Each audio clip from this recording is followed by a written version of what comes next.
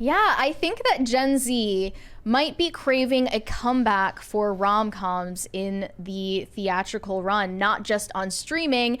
And the success of Sydney Sweeney and Glenn Powell's Anyone But You might prove that that revival is coming soon.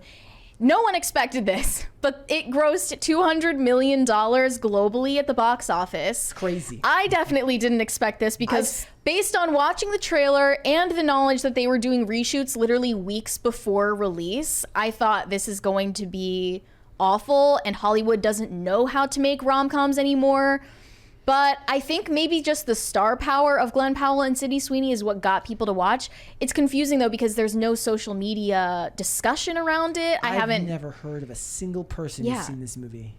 It does seem a little bit astroturfed, but the proof is in the numbers here. $200 million. I mean, I guess on what, a budget of like 30 million? Yeah. I guess maybe let's be honest. Right now, as big as Glenn Powell is getting, it's the power of Sydney Sweeney.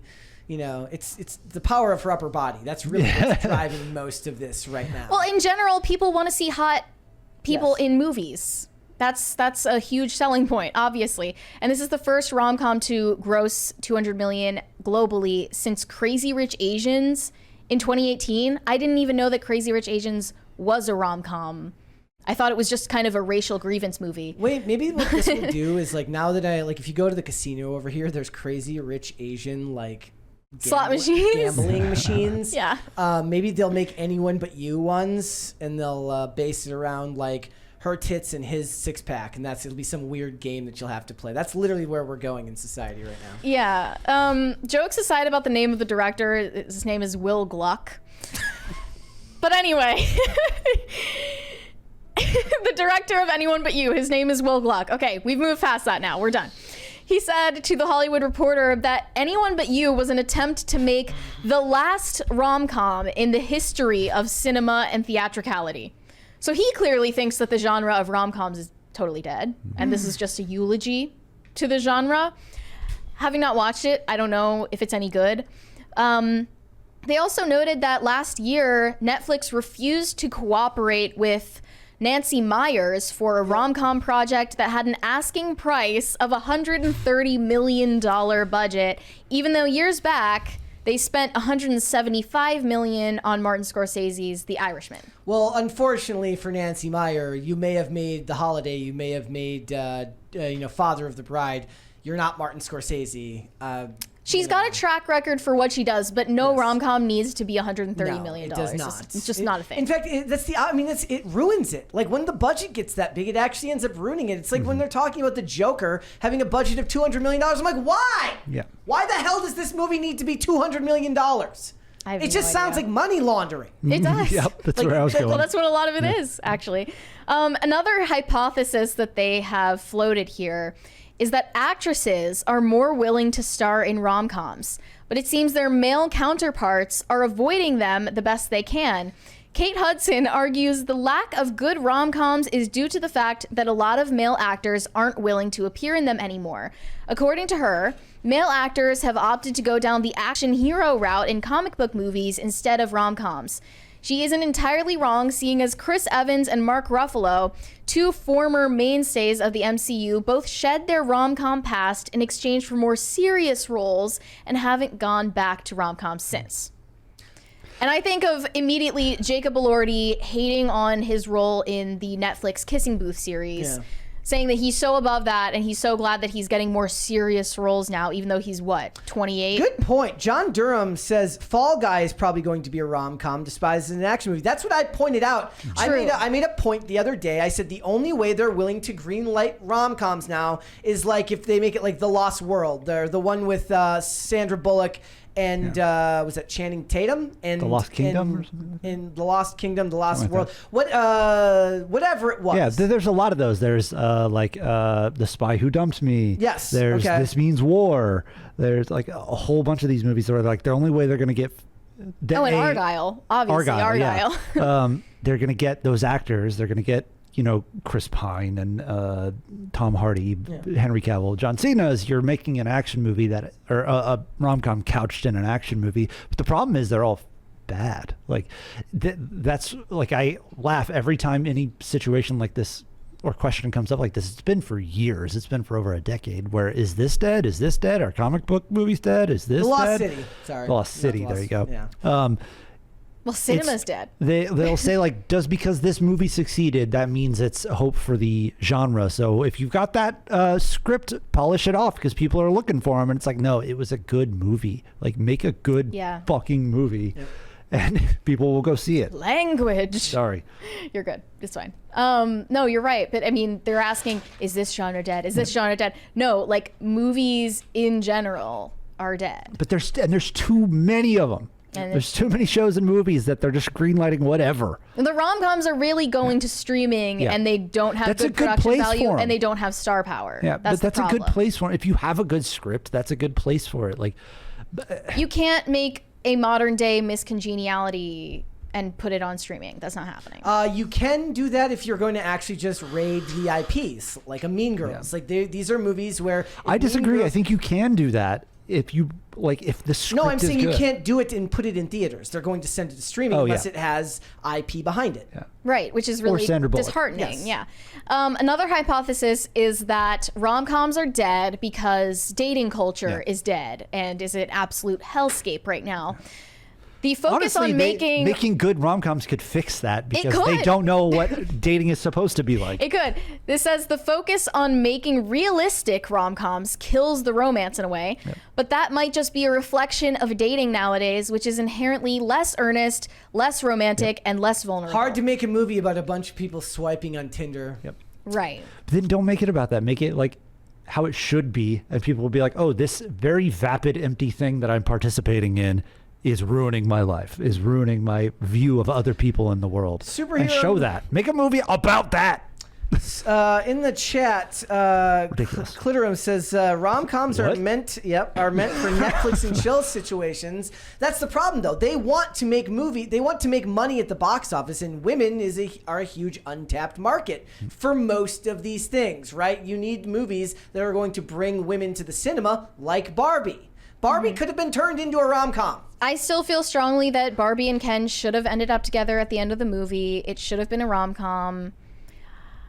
It was successful nonetheless, but it would have just made me feel more like it was tied in a bow at the end if they at least had a kiss. Fall Guy is likely going to fall into that category. As somebody says, he said in the chat earlier, Fall Guy will fall into that category. It'll be great. And that movie looks like a lot of fun. At least to me it does. Mm-hmm. But you're not going to get a lot of these movies that are greenlit without some type of action premise behind it. It's just not going to happen for the most part. Do people just hate love? I think that I think people are jaded.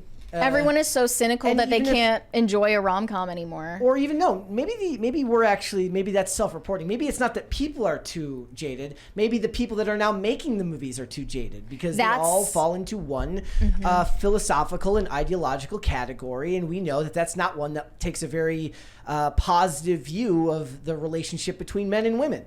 Right. Maybe the audience is still yearning for a rom-com that doesn't take itself too seriously, but then the people who are in charge of making those films are jaded and cynical and don't believe in love. And that's what they noted about Anyone But You. And I don't know because I didn't watch it, but they said, it's an interesting case study of box office success while not meeting the expectations of rom-com fans.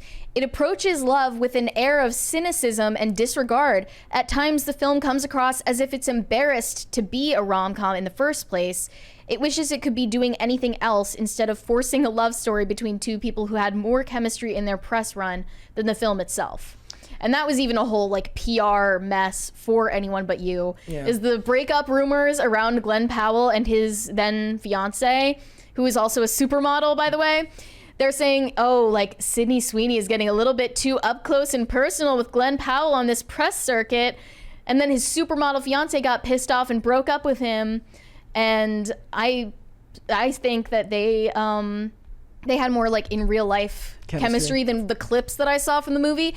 And I want Sydney Sweeney to leave her fiance for Glenn Powell. And let's face it, if they try to make these movies now, there's just so much red tape and handcuffs that are put to people when talking about romantic topics. They're like, let's make a movie about consent. Well, nobody, you know what I'm saying? Like, there's all sorts of things that they won't be able to get out of their own way. I'm disgusted that you even just said that. They will not be able to get out of their own way with the movie making. That ignited an anger in me. Look at the way they critically look back on things like Snow White or Beauty and the Beast and stuff like that, and the way that they talk about that. You think the people that are that mentally ill that talk about those things that way are going to be able to make a carefree, leisurely romantic comedy? No. When you have Rachel Zegler on the red carpet saying, it's not about love. Snow White's not about love. She doesn't have a love interest. She doesn't need no man. Yep. Well, that's not the kind of industry that's going to be making rom-coms for you. Yep. They hate love. Or any money. Or any money. And all of the women that are now A-listers in Hollywood, they're going to be feeding you a feminist message on their press tours that have nothing to do with love. Mm-hmm. They're going to have to find some way. Remember, it's going to be verbose, it's going to be over the top, it's going to be wordy, and it's going to try to put in eloquent words just why it's good to be alone and be in your power. Oh, yeah. You need to fall in love with yourself. That's what it is these days. They want to make movies about self-love when that doesn't resonate with people. People want to see love stories Don't make me about point to the sign. actual relationships. They're Satanists. They are. Don't make me point. Could it be Satan? He is all about self-love. Only other romantic comedies he's an ally. Greenlighting these days are LGBTQ themed. They're bros. Yes, or what's the one that just came out? Drive-Away Dolls. Drive-Away Dolls about a lesbian road trip. Yes. Yeah, and no one wants to see that. I'm sorry, but we didn't make it to 7 billion or 8 billion people on this planet by everyone being queer, okay? It's 99% of people out there, they want to see a straight couple who are both conventionally attractive, falling in love. At this point, I think people would settle for a bad rom-com with good-looking people. I mean, they were even floating the idea of what if Daniel Radcliffe did a rom-com with Quinta Brunson?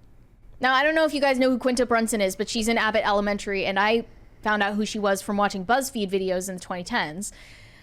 She is not giving leading actress in a rom-com, okay? She is able to play a frumpy middle school teacher. That's who she is. No, nothing against her as a person, but no one wants to see a rom-com with Daniel Radcliffe and Quinta Brunson. Yeah, they've seemed to just shy away from the idea that there is such a thing as you just have a look. For the look something. Being hot. Yeah.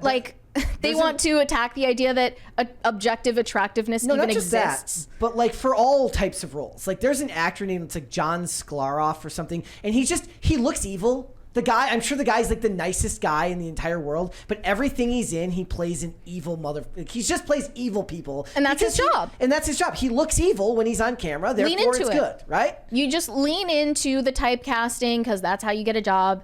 And don't whine about it. But I don't want to see unconventional beauty in a rom-com or anything, really. No one wants to see that. They might tell themselves that, but it's not true. No one wants to actually see themselves on screen.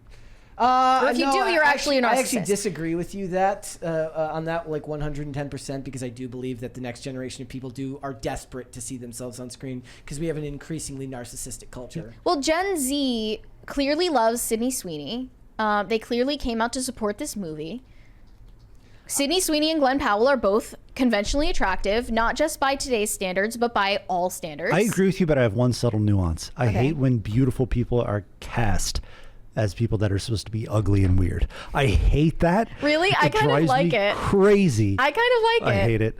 What do you think, Brett? This person's so ugly, and you're that's Rachel Lee Cook. She's objectively it's not ugly. Not another teen movie. Yeah. Girl who wears glasses and a pigtail. It's the guy. It's the guy from the show Beauty and the Beast, where it's he's. But it's not another teen movie. That's the point of the joke. And she's all that. They're like, oh my god, this girl is hideous. And they're like, no, she's not objectively beautiful. In the Beauty and the Beast TV show, the guy is literally just a male model, but he's got a scar here. So now he's suddenly What's that hideous. dude's name again? He disappeared. I don't remember what that guy's name was, but Alex. I like it. In CW shows, everyone is just inexplicably attractive. No, we were talking and about also usually bad actors. We were talking about I still think that's what actually holds Stephen Amell back, is that he's too good looking to be as good of an actor as he is, so they don't take him seriously. Alex Pettifer. Yeah, I'm glad he went away. But no, there was a show called Beauty and the Beast from the CW. Beastly. a couple years ago. Beauty and the Beastly? No, it's just Beastly. Oh, okay. And this is the guy, and it's like, yes, he's so hideous. Oh, this. But Yes, he's the Beast. He's got a single scar across his face. Yes, he's unsightly. Yeah, but I like that. This is the job. By the way, this is the guy who he always plays an evil dude because he just always looks evil when he's in his Maybe roles. he is evil. Maybe he is. I have no idea. But Well, you don't see him whining about the fact that he's not in rom-coms. Okay? actually, he could play Jeremy Boring in a movie. You think? He's very tall and lanky, though. Yes. All I'm saying is that I think the next generation of viewers are going to care more about identity, and it's going to seep more into. It's going to be worse. It's Well, not we gonna need be to better. train them out of that. Yeah. It would You be know, nice. by giving people aspirational movies and aspirational characters, you will train them out of the desire to see themselves on screen. Thanks for watching. Listen to full episodes of Pop Culture Crisis on Spotify. Keep up with us on social media and make sure you subscribe and ring that bell so you never miss the show. Bye, guys.